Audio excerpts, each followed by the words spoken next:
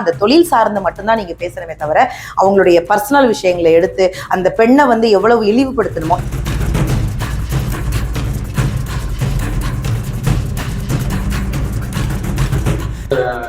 எனக்கு கடைசியா வேணா அது முடிஞ்சு பல வாரம் ஆயிருச்சேன்னா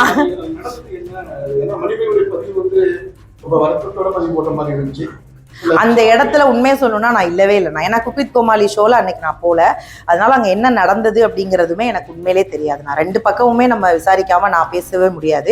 ஆனா எனக்கு என்ன பர்சனலானா இது மூலமா நான் வந்து இன்னைக்குமே விமனுக்காக தான் நான் பேச வந்திருக்கோம்.